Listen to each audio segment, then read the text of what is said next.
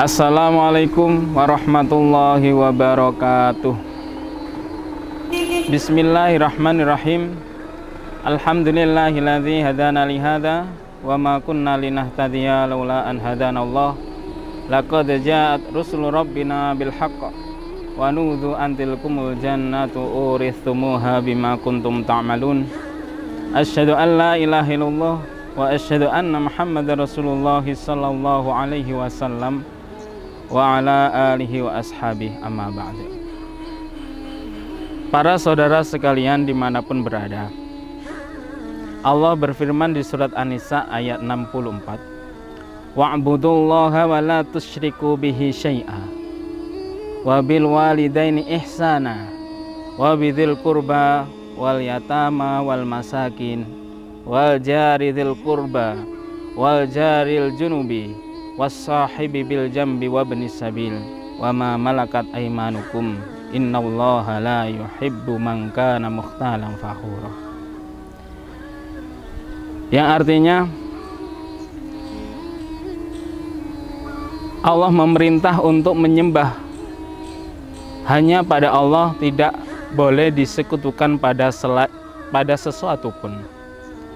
Selain itu juga Allah memerintah kita supaya berbuat baik pada kedua orang tua, pada kerabat kita, pada anak yatim, pada orang miskin, pada tetangga, pada istri, pada anak jalan atau musafir, bahkan di situ supaya membagusi pada budak sahaya. Itu perintahnya Allah. Jadi selain Allah di situ memerintah untuk hanya menyembah pada Allah saja, di situ ada perintah lain yaitu untuk membagusi kedua orang tua dan lain sebagainya. Intinya dalam ayat ini, jadi Allah itu tidak hanya memerintah untuk menyembah Allah saja. Tadi ada perintah-perintah yang lain yang harus kita kerjakan. Termasuk salah satunya yaitu kita mempunyai sosial yang baik, mempunyai karakter yang baik, mempunyai akhlak yang baik, mempunyai budi pekerti yang baik. Termasuk di situ diutamakan di sini kepada orang tua dulu.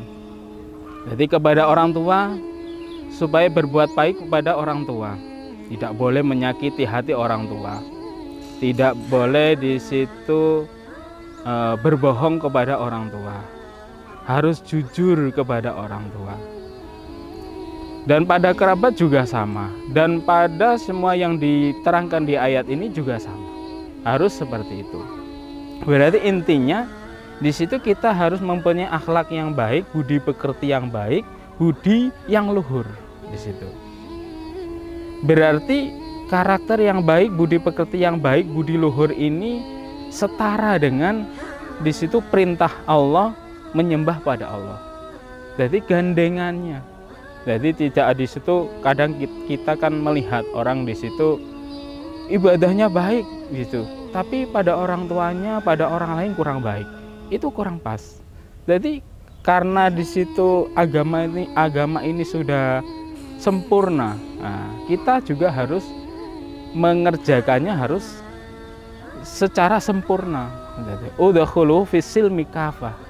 Jadi kita mengerjakan ibadah di Islam ini, mengerjakan agama Islam ini secara kafah, secara keseluruhan. Jadi tidak hanya perintah-perintah di situ yang di situ hanya A, B, C saja yang dikerjakan, tapi yang D, E, F, G dan seterusnya itu tidak dikerjakan. Nah, itu tidak seperti itu. Jadi semuanya harus bisa dikerjakan. Nah, jadi orang bahkan di situ Allah mengutus para nabinya di situ, mengutus para nabinya di situ. Oleh zaman dahulu di situ mesti Allah menyertakan supaya memperbaiki akhlak kaumnya di situ. Termasuk di ceritanya Nabi Syuaib. Pada waktu Nabi Syuaib di situ diutus oleh Allah ke kaum Madyan. Nah, surat Al-A'raf ayat 85 itu dijelaskan wa ila madyana akhahum syu'aibah qala ya qaumi ibudullaha ma lakum min ilahin ghairuh qad ja'atkum bayyinatum mir rabbikum fa'auful kaila wal mizan wa la tabkhasunna sya'asya'ahum wa la tufsidu fil ardi ba'da islahiha. Jadi Allah di situ mengutus nabinya itu ada tujuan, yaitu pertama yang diserukan supaya kaumnya di situ menyembah pada Allah, hanya kepada Allah saja. Terus di situ Nabi juga diperintahkan untuk memperbaiki akhlak kaumnya, termasuk kalau di kaum Madian di situ banyak kecurangan-kecurangan dalam berdagang. Dia mengurangi timbangan, mengurangi takaran, itu sehingga di situ Nabi diutus untuk memperbaiki akhlak, kespesifiknya ke situ. Nah, dalam intinya orang yang di situ mengurangi timbangan, mengurangi takaran itu kan berarti dia mempunyai watak atau karakter yang tidak jujur. Berarti terkait dengan akhlak. Nah, sama dengan tadi di situ. Jadi di surat An-Nisa diterangkan selain menyembah pada Allah juga harus mempunyai sosial yang baik, karakter yang baik pada manusia yang lain di situ. Juga sama seperti ini di ayat ini juga diterangkan situ. Berarti akhlak yang baik, karakter yang baik itu ada suatu kewajiban yang harus kita kerjakan, yang harus kita miliki situ. Jangan sampai seperti juret. Juret itu ibadahnya bagus, tapi sama orang tuanya kurang takdim, kurang taat. Yang akhirnya juret di akhir mau matinya di situ sulit, sampai orang tuanya mengampuni, baru dia bisa meninggal. Seperti itu. Nah, ini sedikit ayat-ayat Al-Quran yang kita sampaikan, yang bisa kita ambil hikmahnya.